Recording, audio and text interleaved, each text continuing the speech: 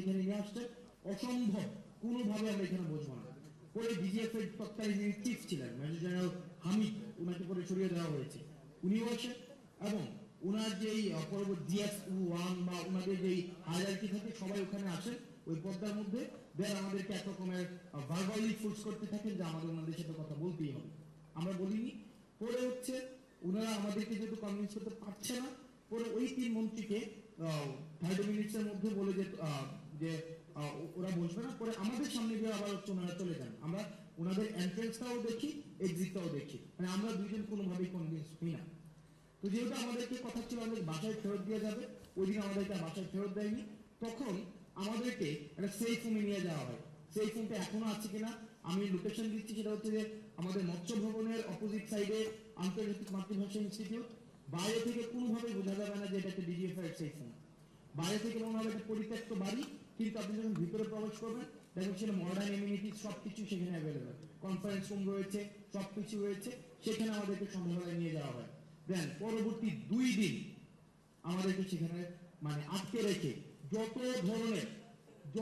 ধরনের ফোর্স করা যায়, ভার্বালি, ফিজিক্যালি, যত ধরনের, এবং রাষ্ট্রে এমন কোন আইন প্রয়োগকারী সংস্থা নেই যারা আমাদের সাথে ওই সেই ফোমে বসে নাই, এবং মেন্টালি যত ধরনের টর্চার করা যায়। একবার আমাকে বলে যে সার্জি হয়ে গিয়েছে, সুতরাং তুমি যদি রাজি না হও তাহলে তোমার ভবিষ্যৎ তুমি দেখবা।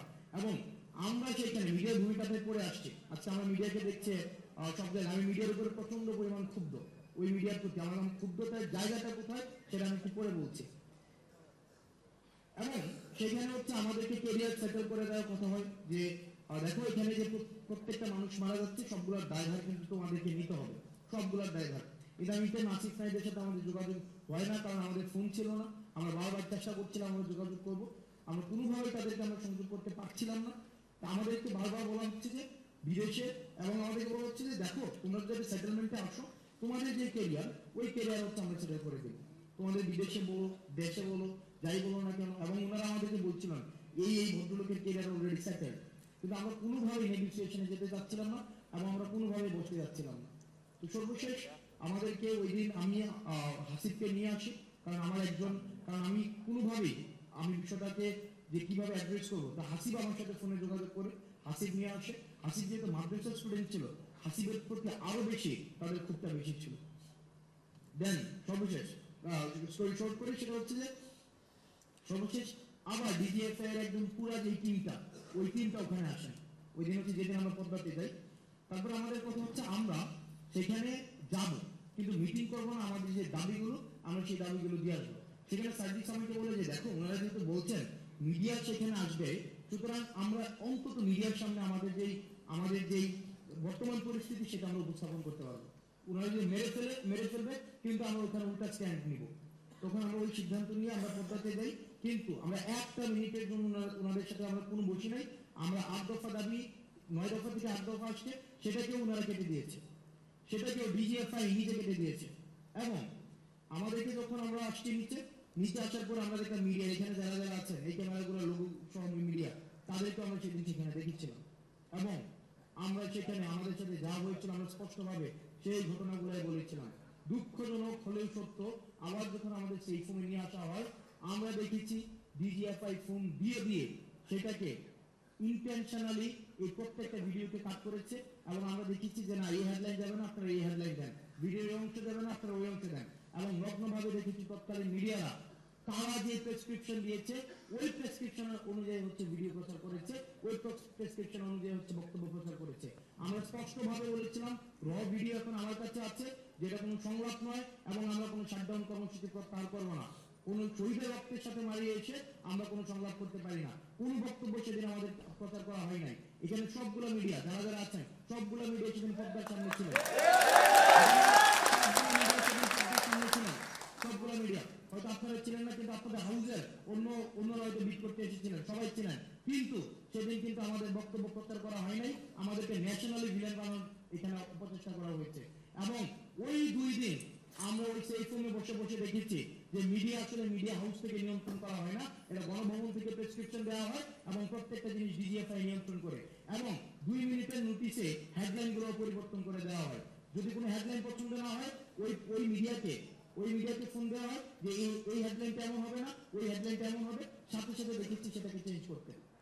দেখেন আপনার মিডিয়া আজকে যারা কথা বলছেন, আজকে যারা হঠাৎ করে ওই মিডিয়াই গত 16 বছর ধরে এই ফেসিবাদকে তুষণের মধ্য দিয়ে আজকে কেমন বাংলাদেশ চাই সেটা মানে এই আজকের আমার বক্তব্য সেটা তো অপ্রাসঙ্গিক। কেন অপ্রাসঙ্গিক? কারণ হচ্ছে আমার অ্যাসপাইরেশনের কথাবার্তা বলার প্রয়োজন ছিল, কিন্তু আমি যখনই দেখলাম এটা একটা মিডিয়া স্পন্সর্ড একটা প্রোগ্রাম, সেই জায়গা থেকে আমি কথাগুলো বলছি। আচ্ছা, আমি আপনাকে বলি, শফিক ভাই তাহলে সাক্ষী আছে, কারণ তিনি তখন এফপির ব্যুরো চিফ ছিলেন। নাম্বার 1 বেনার নিউজ শেখ হাসিনার আমলে নিষিদ্ধ ছিল বাংলাদেশে। নাম্বার 2 আমরা ব্লক ছিলাম। নাম্বার 2 যখন বাংলাদেশের অধিকাংশ মিডিয়া প্রচার করছিল, আপনি যেমনটা বলছিলেন, আন্দোলন প্রত্যাহার করা হয়েছে, শাটডাউন কর্মসূচি স্থগিত করা হয়েছে, ওই খবর আমরা ইন্টারন্যাশনাল স্ট্যান্ডার্ডের নীতিমালা অনুসারে ওই খবর আমরা প্রচার করিনি। নাম্বার 3 আমরা আমাদের তো গণভবন থেকে প্রেসক্রিপশন করার কোনো সুযোগ নাই, কারণ গণভবন আমাদের হয়তো দেখতে পারতেন না, তাহলে আমাদের নিউজ চ্যানেল কেন ব্লক থাকবে? আমরা যেহেতু ব্লক ছিলাম, আমরা সেই সময় আন্দোলনের সময়ে আমাদের এই ঢাকার যে রিপোর্টাররা, তারা কি অদ্ভুত পরিস্থিতির মধ্য দিয়ে আমাদেরকে যে ভিডিওগুলো পাঠিয়েছে, আমরা সেই আন্দোলনের খবর একটা টেম্পোরারি সেট আপ করে, স্টুডিও সেট আপ করে শফিক বসির আমরা প্রচার করেছি, এবং প্রচার করার জন্য আমাদেরকে ফল ভোগ করতে হয়েছে। আমার ছবি দিয়ে, আমার সহকর্মীদের ছবি দিয়ে বলা হয়েছে এরা বিদেশি গোয়েন্দা সংস্থার প্রতিনিধি, তারা সরকার ইত্যাদের ষড়যন্ত্রে নেমেছে। কাজে আপনি একটু বোধহয় স্বস্তি বোধ করতে পারেন, বেনার নিউজ সেটা করেনি। আমি জাস্ট লাইনে বলছি যে আমি আপনাকে অ্যাড করতে চাই যে এই বাংলাদেশে 24 পরবর্তী বাংলাদেশে মিডিয়ার ভূমিকাটা আমি আসলে কেমন দেখতে চাই। আমরা 24 পূর্ববর্তী বাংলাদেশে আমরা দেখেছি যে মিডিয়া যখন প্রশ্ন করে, গণমাধ্যম যখন প্রশ্ন করে, প্রত্যেকটা প্রশ্নে একটা বিনিময় মূল্য থাকতো। আমরা যখন দেখেছি যে প্রধানমন্ত্রীকে প্রশ্ন করা হতো, এই প্রশ্নের মধ্য দিয়ে কিন্তু পূর্বাচলের একটি ফ্লাট নিশ্চিত হওয়ার একটা সম্ভাবনা থাকছে। এই প্রশ্নের মধ্য দিয়ে কিন্তু ইউএসএ তে প্রধানমন্ত্রীর সফর সঙ্গী হওয়ার একটু হয়তো দরজা উন্মুক্ত হতো।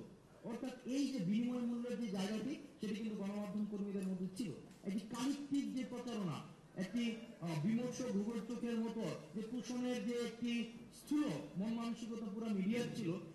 আমি আপনাদের কাছে আমার প্রত্যাশা থাকবে 24 পরবর্তী বাংলাদেশে আপনারা গণভবন মুখী আর হবেন না, আপনারা হচ্ছেন জনগণ মুখী হন। আর মনে রাখবেন, সরকার কখনোই, সরকার যেটা শুনতে চায় সেটা প্রচার করা হচ্ছে প্রেস রিলিজ, আর সরকার যেটা শুনতে চায় না সেটা প্রচার করা হচ্ছে নিউজ।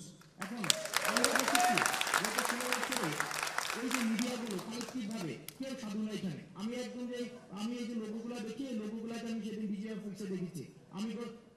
আমি পুরো যে প্রত্যেকটা জায়গায় আমি এই লোগোওয়ালা সাংবাদিকদের কিন্তু দেখেছি। সুতরাং আমি আমার জায়গা থেকে আমি খুব বেশি হোপফুল হইতে এখনো পর্যন্ত পারি না, আমি খুবই স্কেপটিক। সেই জায়গা থেকে আমি আপনাদের কাছে প্রত্যাশা করব যে 24 পরবর্তী বাংলাদেশে আপনারা ফ্যাক্টকে তুলে ধরুন। তুষণের যে সাংবাদিকতা, এই তুষণের সাংবাদিকতা করার প্রয়োজন নাই, ক্ষমতামুখী সাংবাদিকতা করার প্রয়োজন নাই। আপনারা মানুষ যেটা যেটা সরকার শুনতে চায় না সেই জিনিসগুলো হচ্ছে তুলে ধরুন, তাহলে সবসময় আপনারা প্রাসঙ্গিক থাকবেন।